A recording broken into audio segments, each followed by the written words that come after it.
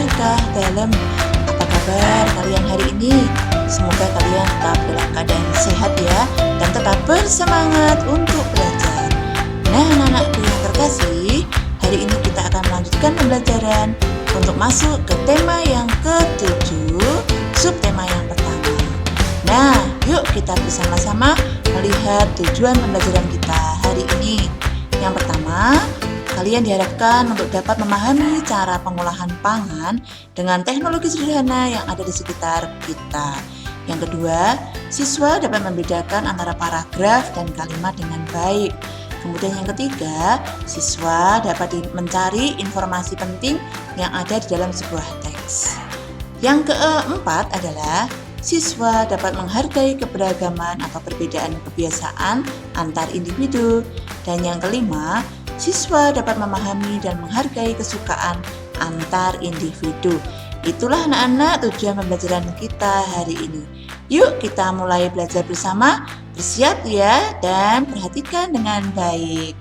Let's go! Nah, anak-anakku yang terkasih, silahkan kalian amati gambar ini. Nah, ada Siti, Rani, dan Bayu yang sedang berkunjung ke rumah Pak Sarip. Pak Sarip ini adalah seorang yang pandai atau pekerjaannya membuat bandeng presto, anak-anak. Anak tahu ya, bandeng presto, bandeng yang dalamnya durinya itu sudah lunak. Coba kalian buka buku paket kalian di halaman 13. Yuk anak-anak silahkan buka buku paket kalian, tema 7 halaman 13 ya. Kita amati di paragraf yang pertama. Satu paragraf berisi beberapa kalimat ya anak-anak ya. Nah, di paragraf yang pertama yang berwarna hijau itu, disitu disebutkan alat yang digunakan untuk membuat bandeng presto, yaitu sebuah panci presto yang menghasilkan uap air bertekanan tinggi yang membuat daging ikan itu dan durinya menjadi lunak. Nah, alatnya ada disebutkan di paragraf yang pertama. Kemudian di paragraf yang kedua yang berwarna merah itu disebutkan bumbu-bumbu apa saja yang digunakan di dalam membuat bandeng presto ya.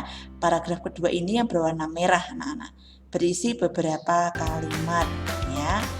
Kemudian di paragraf yang ketiga yang menyebutkan tentang pengemasan agar daya tahan dari bandeng presto tersebut dapat bertahan lama.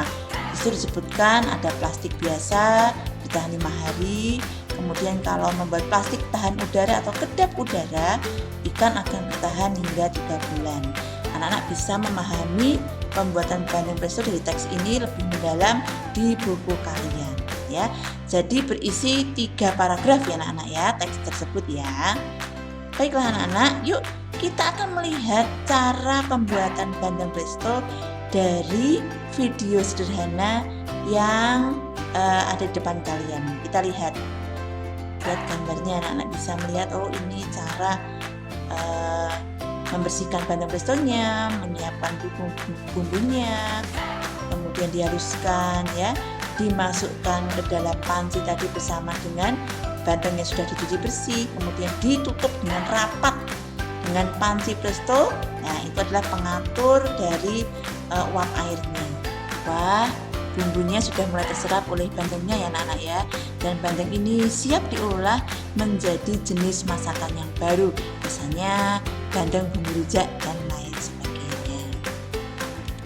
Itu sekilas tentang cara pembuatan bandeng presto. Yuk kita lanjutkan. Amatilah gambar yang ada di depan kalian. Ada Siti dan Lani yang sedang belajar berenang menggunakan alat yang berbeda. Kesukaan mereka berbeda ya anak-anak ya. Setelah berenang mereka merasa lapar, kemudian mereka makan bersama. Makanan yang mereka makan pun jenisnya juga berbeda-beda karena mereka bertiga mempunyai kesukaan yang berbeda pula anak-anak. Nah, perbedaan atau kebiasaan yang berbeda merupakan bagian dari sebuah keberagaman yang harus dihargai. Setiap orang memiliki makanan kesukaan. Kesukaan setiap orang berbeda-beda. Jika temanmu memiliki kesukaan yang berbeda darimu, apa yang harus kamu lakukan? Yaitu memahami menerima, menghormati. Itu semua sesuai dengan pengamalan Pancasila, yaitu sila yang ketiga yang berbunyi apa? Persatuan Indonesia. Di depan kalian sudah ada beberapa gambar makanan yang beberapa di antaranya merupakan hasil pengolahan teknologi pangan. Kira-kira makanan jenis yang mana ya yang merupakan hasil pengolahan teknologi pangan? Ya, betul, yang pertama adalah sosis ya. Kemudian yang kedua adalah kornet sapi. Kemudian yang hasil pengolahan teknologi pangan berikutnya adalah mana yuk? Roti yang berasal dari gandum ya anak-anak ya, pengolahan gandum menjadi roti. Masih ada loh. Ya betul, dari susu. Susu juga diolah, diawetkan sehingga masa penggunaannya bisa bertahan lebih lama, tapi harus dengan aturan tertentu yang aman buat konsumen. Mari anak-anak kita ingat-ingat kembali ya, apa sih itu teknologi pangan? Jadi teknologi pangan itu adalah penerapan ilmu tentang bahan pangan pasca panen atau setelah panen untuk meningkatkan manfaatnya seoptimal mungkin dan tentu saja dapat meningkatkan nilai tambah dari bahan tersebut. Nah, prosesnya diawali dari sortasi bahan awal atau pemilihan bahan-bahan yang berkualitas, kemudian diolah dan diawetkan, kemudian yang terakhir adalah dikemas supaya lebih bersih, awet, dan higienis. Nah, anak-anakku, sekarang saatnya dongengku untukmu. Apa itu? Anak-anak akan Miss Eko beri hadiah sebuah dongeng untuk memberikan semangat dalam belajar ya. Tetapi dongeng ini bersambung anak-anak. Kenapa harus bersambung, Miss? Supaya anak-anak penasaran seperti apa ya kelanjutannya ya. Dan supaya anak-anak lebih fokus dalam memperhatikan video pembelajaran yang Miss Eko berikan. Selamat mendengarkan. Hai anak-anak semuanya, salam jumpa lagi. Berkah dalam. Anak-anakku yang terkasih, hari ini Miss Eko ingin menyapa kalian melalui dongeng atau cerita. Nah, Miss Eko ingin mendongeng kepada anak-anak untuk apa? Supaya anak-anak tetap bersemangat dalam belajar walaupun anak-anak saat ini harus belajar di rumah ya. Untuk itu supaya semuanya dapat mendengarkan ceritanya dengan baik ya, Miss Eko minta tolong semuanya duduk yang sopan, duduk yang manis, dan ingat mendengarkannya dengan santai saja ya, tidak perlu tegang, santai saja. Oke anak-anakku yang terkasih, hari ini Miss Eko ingin mendongeng sebuah cerita yang menarik ya. Ceritanya berjudul Si Burung Hantu Yang Tua dan Seekor Belalang. Dengarkan baik-baik ya ceritanya ya.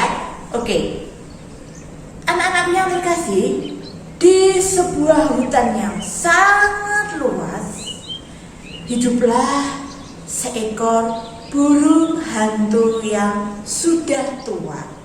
Dia tinggal di sebuah pohon yang sangat tinggi dan sangat besar.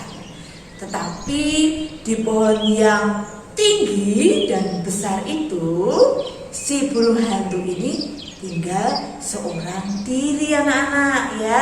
Jadi dia tidak suka tinggal dengan banyak burung hantu yang lain atau binatang yang lain. Burung hantu ini burung hantu yang galak dan pemarah. Anak-anak, kalian tahu ya burung hantu? Burung hantu itu dia tidak bisa melihat dengan jelas di siang hari. Karena dia kalau malam hari itu malah jelas penglihatannya ya. Dia bisa memangsa mangsanya dengan jarak yang cukup jauh anak-anak. Tahu ya anak-anak makanannya burung hantu apa? Ayo apa? Ada tikus, betul, tikus. Kemudian ular kecil, ya ular kecil kemudian ada belalang ya, dan yang lain sebagainya. Kadang-kadang kelelawar kecil pun juga dia makan anak-anak. Nah, tadi Miss Eko bilang ya, kalau siang hari si burung hantu ini tidak bisa melihat dengan jelas karena matanya rabun seperti Miss Eko ini. Kalau begini tidak bisa kelihatan ya, karena rabun jauh. Tapi kalau menggunakan kacamata, barulah kelihatan. Tapi kalau burung hantu kan nggak mungkin pakai kacamata ya anak-anak ya, jadi lucu nanti burung hantu berkacamata. Baik anak-anakku, kita lanjutkan ya. Nah,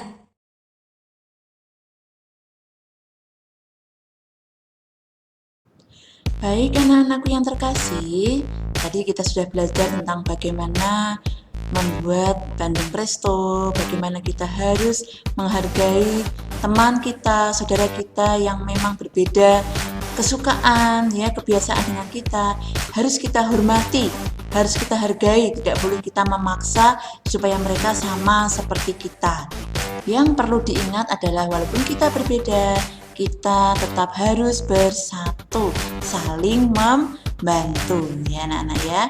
Nah, baiklah anak-anak, kita akan melanjutkan dengan tugas anak-anak hari ini.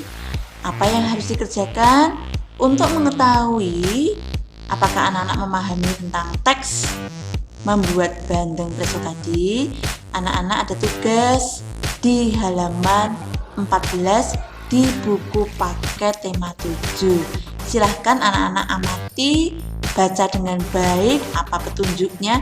Di situ ada 2 tugas ya anak-anak ya.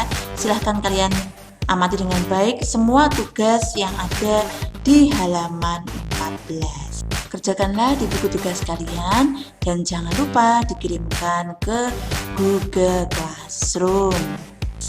Itu saja tugas dari Miss Eko. Silahkan kalian kerjakan. Tetap semangat dalam belajar di rumah dan tetap menjaga protokol kesehatan dimanapun kalian berada. Dan anakku, sampai jumpa lagi di video pembelajaran berikutnya. Tetap semangat ya. Sampai jumpa lagi. Dan anakku.